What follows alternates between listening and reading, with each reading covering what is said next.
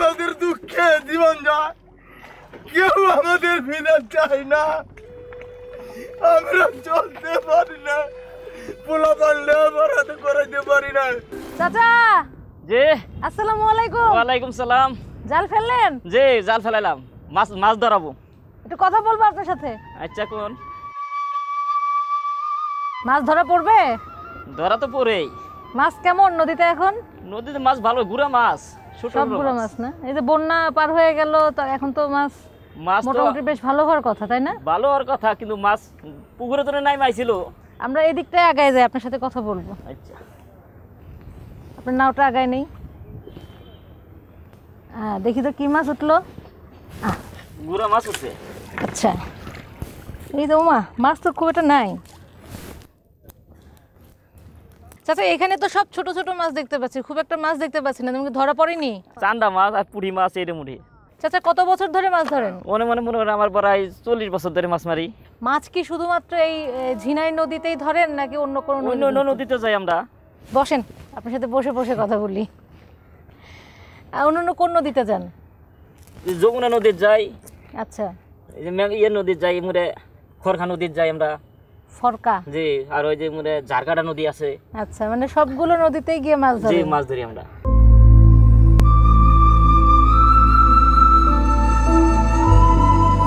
Harlan, be a show stealer. Available at Harlan stores.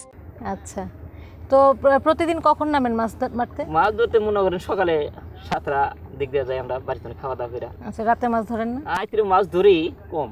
আচ্ছা, রাত্রে যখন মাছ ধরতে যান তখন কখন বের হন? সন্ধ্যার দিকে? সন্ধ্যার দিক দিয়ে। আইতে 12টার দিক দিয়ে বাইর হই, আবার আইতে 3টার দিক দিয়ে বাইর হই, এইভাবেই বাইর হই। ওইটা কে যে নৌকায় বসে আছে? ওটা আমার নাতিন ছেলা। নাতিন? জি।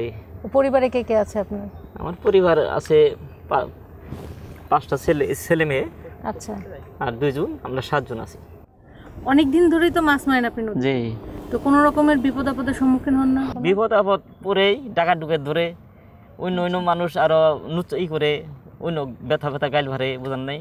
ও বিদেশি লোক পাইলেই অন্যর আর ভাষা অন্যরকম করে। নদীতে কোনো রকম একটা বিপদে পড়ছেন আপনি, তো এরকম কোনো গল্প যদি মনে পড়ে আপনি একটু বলেন। শস্যবাড়ির বাড়ির জয়নাবিশ করে ওখানে মনে করে এনে আমরা নদীর মধ্যে আসিলাম, এইরকম ঝড় তুফানের বাড়ি ঘরে হারি হয়ে গেছে। পরে নৌকা বাদ দিয়ে অন্য বাড়িতে চলে গেলাম। কারবারে শ্বশুর বাইরে গেছি বাড়ির, হেল নুক বুনি ভালো আছে, আমাদের আশ্রয় দিয়েছে। তাই ওখানে আত্মীয় পাইলাম। পাওয়ার পরে মনে করেন খুব একটা আমরা যা নৌকার মধ্যে যায় দেখি যে নৌকা টোকা সব ভাঙ্গা ছুটে গেছে।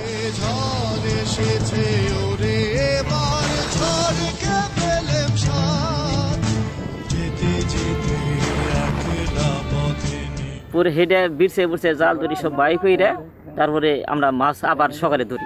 শুধু প্রকৃতি কিংবা জলদস্যুই নয়, টিকে থাকার লড়াইয়ে এই মৎস্যজীবীরা সবসময় কঠিন বাস্তবতার সম্মুখীন হন। দেশের অভ্যন্তরীণ জলাশয়ের জলমাহালগুলো মৎস্যজীবীদের কাছে ইজারা প্রদান করা হলেও অনেক ক্ষেত্রেই এগুলো চলে যায় সম্পদশালীদের কাছে। ফলে প্রকৃত জেলেরা নানাভাবে বঞ্চিত হন, সম্মুখীন হন নানামুখী সংকটের। ও ভাইজানরা, আসসালামু আলাইকুম। ওয়ালাইকুম সালাম।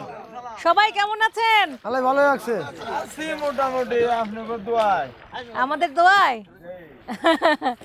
মাছ ধরতেছেন কখন থেকে? মাছ ধরতেছি সকাল থেকে। সকাল থেকে মাছ ধরতেছি। এমনকি শেষ মাছ ধরা?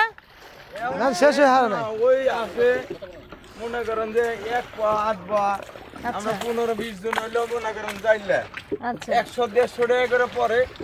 আমার দিন নাকি 400-500 টাকা করে কি পোলা বান হইলে লেখাপড়া করে মাসি তেমন উঠে না। আচ্ছা, মনে করেন যে পোলা বানের রেজিক ঠিক মতো দিতে পারি না, লেখাপড়া করা যাচ্ছে না। করবো আমরা চলতে পারি না, আমাদের কেউ দেখতে পারে না। আমরা মৎস্যজীবী পানিতে এসে মরি, আমাদের কেউ দেখে না। আমরা দিন বাদ চলতে পারি না, আমরা পোলা বানের রণ্ড দিতে পারি না। আমরা দিন বাদ কেমনে চলবো, কেমনে খাবো? আমাদের দুঃখে জীবন যায়, কেউ আমাদের ফিরে চায় না। আমরা চলতে পারি না, পোলা পানলে বরাতে করাইতে পারি না। সকালে যদি পোলাপান খায়, রাত্রে না খায় থাকতে হয়। আমাদের কেউ নাই, আল্লাহ ছাড়া আমাদের কেউ নাই সুযোগ সুবিধা দিতে।